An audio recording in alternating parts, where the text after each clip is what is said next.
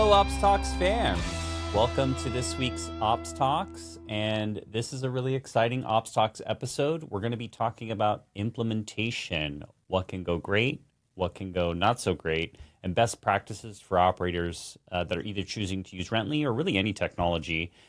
And for this week's talk, we have a really special guest. I am privileged to introduce Kira Blanco. Kira, how are you today? Great. Thank you for asking. And for those of you that don't know the amazing Kira, she's well renowned in Rentley as being one of the best, if not the best, implementation specialist on the team who has set up some of our biggest accounts. And I believe, Kira, you have one of the highest CSATs and NPSs on the team. So thank you so much for joining us. Just happy to be here. And so, Kira, again, just kind of give us a sense of, your role in the day-to-day here at Rentley as an implementation specialist. Yeah, so kind of post sales is what I primarily work with. So clients will go through the sales process, figure out what products, tech stack they want to do, whether that's self-guided touring on its own, smart home on its own, or both together packaged. They'll come to myself where we'll work together to set up their portal, their devices, go through training, basically make sure that we're consulting with them to make sure everything with Rentley is molded as well. We can do that with the community and get them set up, and then once they feel really confident with learning the Rentley system, we'll hand them off to client success. So we're kind of their first stop really on the Rentley train after sales. We really get them familiar with the system, excited to use it. We'll work with not just the property manager level, but also regional and also, a little bit more of the executive role as well. That's awesome. And it's a pretty complex, sophisticated setup too, depending on the client, right? You can either do integrations. We even go as far as project managing smart home deployments. So it's a pretty robust role with regards to implementation. Yeah, I would say in an easy world, it's steps 1 through 10, 1 through 20, but every community is different. There's high rise, there's garden style, there's a combination of both. So with every community, you really get a new experience. There's also different softwares that each of them have. So I'll pretty much do the same thing, but there's different nuances to each. So it's a new thing every day, which is really exciting. And it just allows us to really, cater Rentley to the client, which is also really exciting. That's awesome. And before we go into the details about like implementation and sort of geek out on that, I was kind of want to start at the beginning, right? Because Kira, I know you've been with the company for a few years now, and if I recall correctly, I think you started in PropTech during the pandemic at another company, but that must have been interesting to start your foray into PropTech in one of the most, I would say challenging, but also growth oriented times in PropTech. What was that like for you? So at the time, I was working in hospitality, and I was always like a pretty smart person, so I knew I was ready to kind of shift. So obviously, when COVID happened, I we all kind of were at home, and then one of my friends was working remote at a prop tech company, and she's like, "Hey, we're hiring," and I was like, "Perfect, let me get into it." So it was quite an interesting time. It was my first real like role in the corporate world, and I was doing it from home. So kind of navigating having to have like client and colleague relationships at home was an interesting experience, but I really thrive in change. It just kind of showed me that I can do well in change and adapt to new things. And no, that's great. And you also kind of also moved when you started at Rentley. You also moved at the same time, so you sort of had a double fresh start. Yeah. You sort of started your career in prop tech, and then you were moving, and then you started at Rentley. That was a lot to take on. What was it Yeah. like? So in 2020 is when I started in prop tech, and then I was in San Diego for about 4 years, and then I was kind of ready for something different. And I was actually born out here in Colorado, so I made the switch, and it was kind of ironic. I started Rentley at the same time, so it was nice to be able to get a fresh start, not only with Rentley to kind of just grow professionally, but also when I moved to Colorado, I had some family out here and like literally like one friend, so it was kind of just new to kind of start this whole new journey and really allow myself to grow as a person out here in kind of Colorado, but also with Rentley, I was able to kind of see where I wouldn't say like gaps, but see what improvements we could make with the onboarding process. And that's one thing when I started, that was kind of, stage one. So I was really able to help build it and help it grow, which was really cool. That's incredible. And I know one of the interesting conversations we had, because implementation, it requires um, a certain degree of empathy, right? Like you really have to align with the client, understand their needs and their wants. It's not always easy, right? It can be challenging. And I was curious, like, what do you think in your childhood or during your sort of early days before PropTech led you into like realms like hospitality and implementation, where you're very customer focused and sensitive to those needs? What do you attribute that to? Um, so one thing my parents always taught me was just to be a good person. I really grew up with that. They were always very kind to people, so I kind of outside of all my, personality types and things, I think just having a good heart and being a good person has always carried with me. So translating that, I did sports in high school. I was always kind of in that camaraderie community, places growing up. And then, as I was in college, I stepped into the hospitality world and you really get a taste of the different types of people. So you really have to adapt to, people that are very particular, a little bit more go with the flow, kind of a mix of all that. So I worked in like coffee shops and like restaurants and things. So you really get to understand people. You really learn how to anticipate people's needs too. And so like having a combination of like how I grew up and was raised and just learning how to anticipate people's needs, like the way they speak, body language, all these things come into play. So translating that into like more of my career type path, I was able to really just kind of understand what you need to do with an onboarding project, how to speak to not only like colleagues but also clients as well. And you also mentioned too, it fills your cup. I think that was the word you used, right? And so why is that? Why does it fill your cup? Maybe just because I'm a Virgo and we, like to help people, but I really love to help people. And so even if it's just like solving a problem or helping a colleague, helping a client, I find a lot of value in that. And I think, we're in a busy, busy world, especially in the world of like prop tech. And so I think like little things that you can do for people really just can make a huge difference. Being that you're so empathetic and you can sort of have that anticipation built into your sort of process, I wanted to kind of go into success, right? Because if you really think about it, and this is from any software standpoint, but I would say especially true of Rentley, where sometimes you have a software component and a hardware component, it's really important to set up your client for success, Mhm. right? So I'm I'm curious, like for operators out there that are like, hey, I really want to make sure an implementation is successful, right?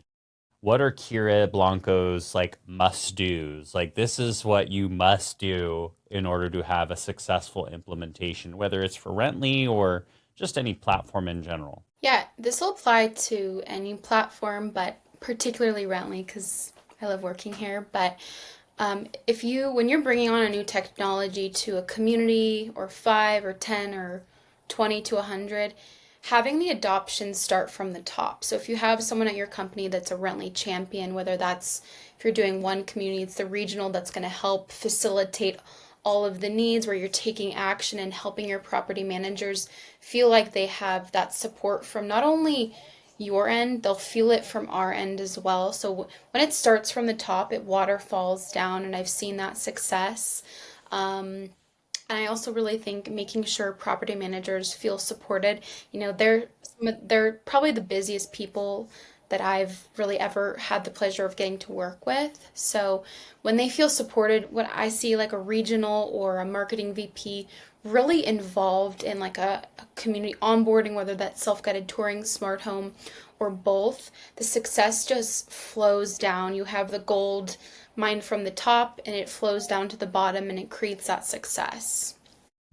So I would say too, like what what are the typical traits you see in leaders that have led successful adoption, right? Because that's that's absolutely key. Like, are there themes you see with successful leaders who help with rollouts? Yeah, I'd say one of the top ones is just initiative and drive and just taking ownership.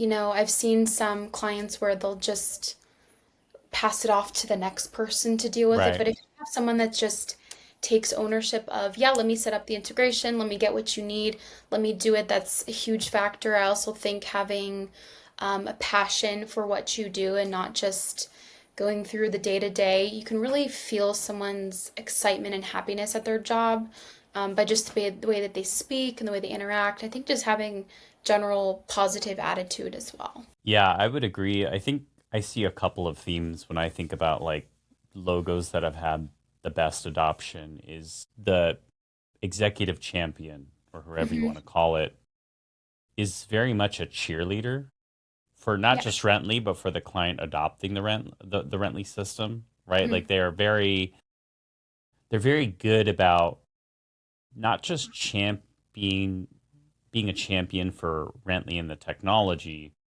but also almost incentivizing the team to adopt it, almost selling it internally. I think one of the most eye opening sort of talk tracks I ever heard from an operator was there's actually two that come to mind. One was, and this is how this person sold it internally. She would go to the leasing teams and go, "Well, don't you want your weekend back?" And it was like a mantra for her Hmm.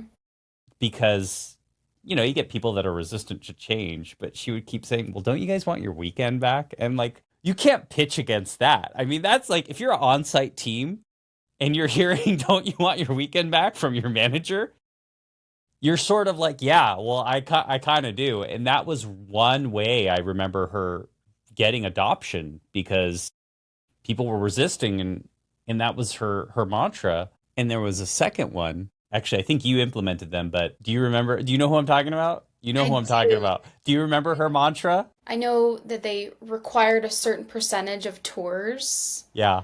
for self-guided touring. I think it was like maybe 30 or 40%. I remember this logo because we did a very successful rollout for them for about 200 plus communities. It was very rinse and repeat the same process. It worked really well. They had adoption from the top, and one of the things as they required is you need to have like 30 or 40% of your tours be self-guided. So it really helped them adopt it. And I think when you have a solid number too with anything or a solid date time, it really gives a concrete something to like look at and measure whether, instead of saying like, oh, your homework is due next week, if you say it's due the 5th at 3 p.m., you know exactly what goal you're going towards. So I think by having a clear definition of success from the beginning and for your teams is really important. No, 100%. I think the mantra of that operator was, we're not going to show. She'd go on conference calls with the whole leasing team and say, we're not going to show. Meaning, we're going to let the technology do the SGT, but we're going to sell, right? So I thought that was really interesting. Um, and to your point, right, having a repeatable process internal to the communities, that's a really important point you highlighted, right? Because every operator is different from a logo perspective. But once they sort of standardize internally how a rollout should work, it's it's definitely it lends to scale. Absolutely. Um, I've also noticed that some of the more successful ones are pretty curious, especially with data. Hmm. Do you find the same? Yeah, I think if you have a lot of questions, especially if it's something like new or if they're like, why is it this do or why is it doing this or how does this work? It just means they're curious about technology. And I think having that aspect of like your company will help you grow not only with the software that you're using, but with adding more properties, scaling, things like that. I think you sort of alluded to it previously, but leadership buy-in also means you have to empower the teams, right? The on-site team. Outside of like the mantra that we talked about or the incentivization, Um, what's like a common mistake you see happen um, when you get the executive sponsor and they're bought in and they sign the agreement? And, all right, we're a go. Where's the challenge that you see with on-site team adoption? I would say more often than not, but sometimes we get communities that had no idea that they were signed up to use the service. So I think kind of the adoption at the top goes into play with supporting the teams. If even if we have even if they get an intro email and say, hi, this is Kira, or, hi, you're going to be getting self-guided touring in a couple weeks. You'll hear from the Rentley team next week once everything is settled. Here's this to kind of help you get set up by just having at least a little bit of notice or feeling that support, even if the regionals not necessarily, or maybe any of the other players aren't necessarily going to be doing anything. When property managers feel supported, they don't feel like they're doing it solo, and our system is very easy to use once you learn it, but what I do see is some people feel like it's just another, addition to their tech stack sometimes. And Mm, by them feeling supported by their regional or their colleagues, when there's that network of here are all of your tools that you have, I'm here to help you, you feel supported, that's when I see more adoption rather than just let's email this person, right? And hmm they don't necessarily they may not necessarily see the need for it, but if they feel that encouragement, that support from the beginning, they're Right. going to use everything, No, and they'll see. communication is more than just an email, right? Mhm. 100%. You can't just Yeah. sign up for something and then kind of forward an email and say, all right, go rock and roll. Yeah, 100%. It's funny. There's so many communication methods now, but we communicate less and less.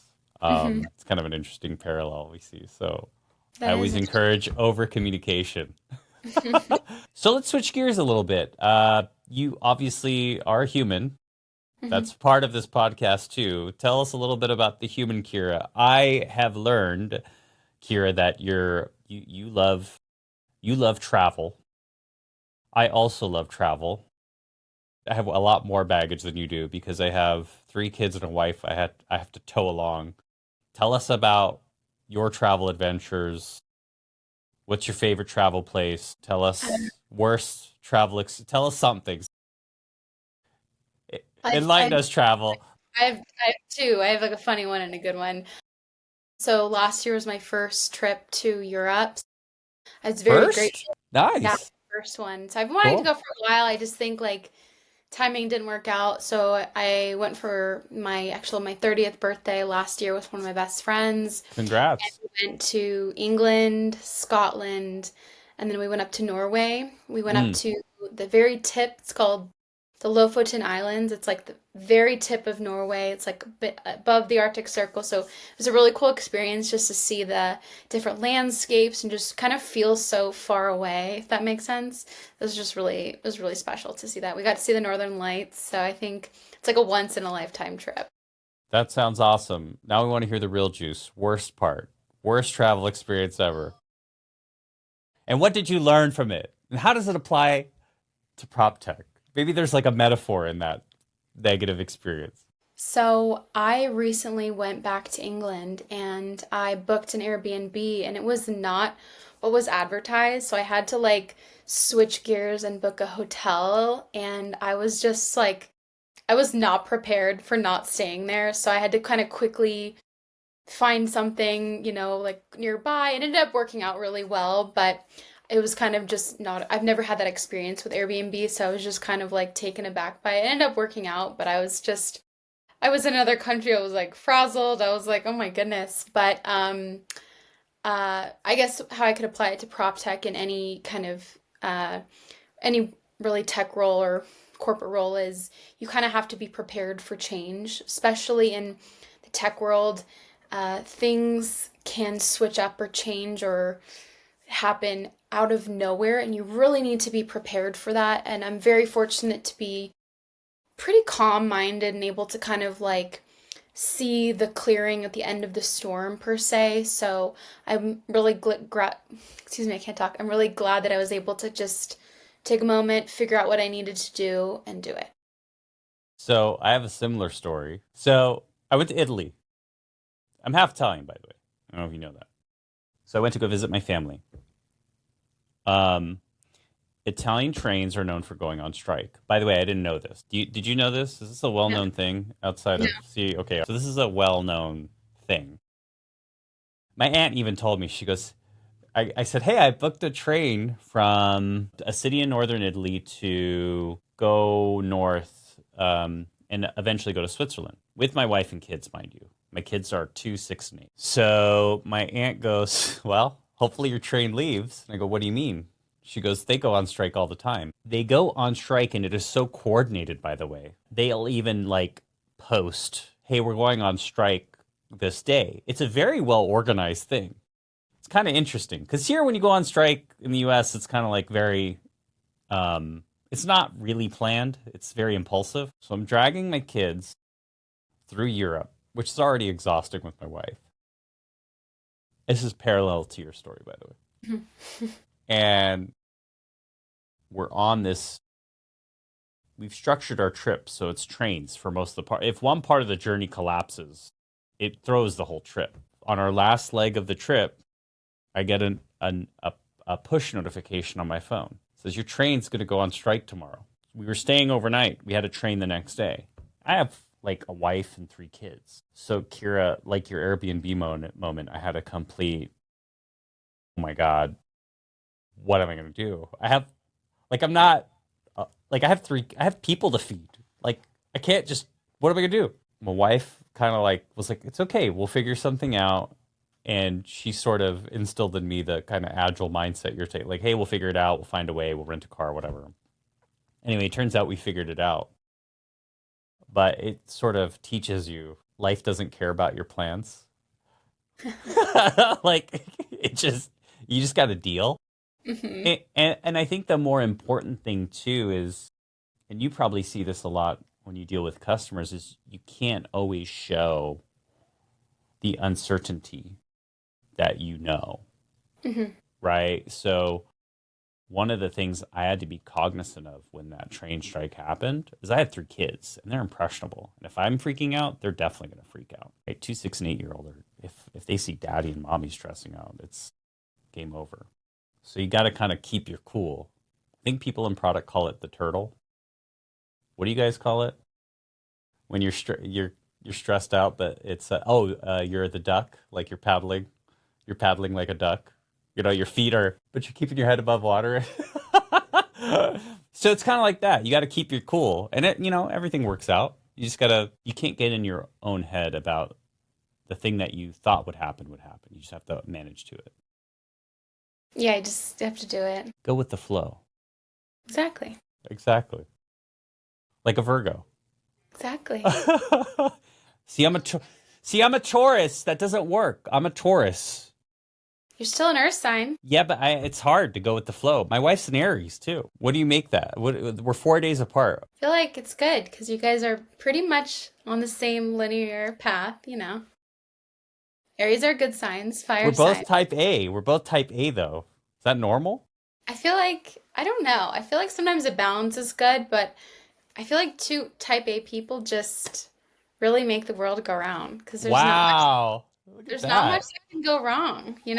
We're keeping that. I got to show that to my wife. She's gonna be like, "Yeah, this Kira girl's smart. Keep her for a long time." What else? You're a world traveler. You do outdoor. You love the outdoors and yoga. What parallels are there to yoga, outdoors, and the work you do? I think like with the nature aspect of it, there's always something new, whether that's like a new hike, a new place I'm going to explore, with like maybe skiing, it could be a new trail or a new terrain, or you keep kind of doing it, you keep getting better. Same thing with like working in the tech world, right? There's always something new. You kind of have to learn how to adapt, and also being prepared is super important too. Not only just for like working in tech, but being prepared for cold weather, warm weather, making sure you're hydrated, have your food, things like that. I'd say with yoga, I really started getting into it maybe about 2 years ago. I've always been a very patient, kind of calm-minded, soft, hearted person. And I think with yoga, you really learn to tap in. And one of the things that we practice is you become a better person for others so you can be a better person for you. Because if I'm going around as like a maybe an unhappy, unhealed person, that's going to affect the energy of the people around me. But if I'm taking the time to take care of myself, I can help take care of other people too. And like Yeah. being balanced and kind. And I think I said this earlier, but when you can really give that to, people in a personal way, but also in a professional way, whether that's a colleague speaking to them like, hi, it's really nice to see you, or helping a client out and approaching it with like, hey, I understand you're frustrated, making them feel heard, kind of taking care of them in that aspect, it's really going to kind of, I don't like the word snowball, but it's going to, kind of ripple off into effect and just kind of spread that kind of calm energy that I think the tech world does need sometimes. How do you balance agility and fluidity with process? Because I think you're raising really good points, right? You need to have process in place to ensure a good implementation, but you also sort of have to have some fluidity because every client's a little bit different, right? And how do you balance the two from a practical standpoint in implementation? One of the things that we have is we have like living processes. So I work with a really close friend of mine here at work, Natalie. She's amazing. I'm sure she'll be on this podcast one day, if not already. But we work on processes to help things internally, but also externally. But we also, not only with structure, it's very important, but we understand that things change and there's all these nuances. So we make them like living processes. So, yes, they're documented, but if something needs to change, we're able to go back and edit that and make changes. I also think with having different types of clients, having an understanding of what structure works best in implementation is very important because you want to make it clear that it's a very easy thing for them to do, kind of help them look forward and understand where we're trying to go. We might not quite know the path to get there yet, but we pretty much know the stones that we need to hit along the way. And so I think working with clients, and one of the things I say is, I'm here to make sure that the system works for you, right? Because we want Rentley to work for them and help them and also be moldable to their particular community. That's why one of the great things about Rentley is there's lots of customizable things to it. And so I think by really emphasizing and showing them and helping them see that we're here to help them get them where they need to be. Great. Um, any other words of wisdom from Kira? Usually I give people 30 seconds at the end to pitch whatever they want to pitch. So you have 30 seconds. It's yours. I'd say looking to embrace technology rather than pushing it away because we're only going to keep growing in this, cool tech world. There's a lot out there, but if we can make things easier and better with technology, it's going to do what you said. It's going to give people their weekends back and it's going to give them more time back into their day and it's just going to create a more seamless experience for everyone. That's great. One last question. Mm-hmm. I forgot to ask you this. What excites you about the next chapter of self and renter experience, just and how Rentley's evolving? What's Kira like? Yes, that's really exciting. Yeah, I think just the continuous growth of smart home technology. That's one thing and we are really wonderful at. We have a great team supporting us, not only from the implementation side, but product, PQE, and our software engineering team. We're always growing, always listening to what clients, what feedback they want, and what we can do. I'm excited to see more of our technology around, the United States and eventually the world, I'm sure, because again, we're headed into that digital age. So if we can help bring communities and clients there with us, they're going to really have a nice experience. Well said, Kira. Thank you so much for taking the time. I am very lucky to have people like you on the team, and I'm very prideful, which, pride is a sin, but I do take pride in the fact that you guys are in operations and you work really hard to make sure that our clients are serviced well. So really appreciate working with you, and having you on the podcast is just kind of the cherry on top. So Yeah, thank my you. pleasure. Of course. And hope you guys learned something on this week's Ops Talks. That was Kira Blanco, implementation specialist, and I'm Andre Sanchez. Make sure you like and subscribe. This is sponsored by Rently. Could you tell? We're sponsored by Rently. And thank you again, Kira. And tune in next week. More guests. Like, subscribe. Rodolfo, sign us out. Peace. Bye.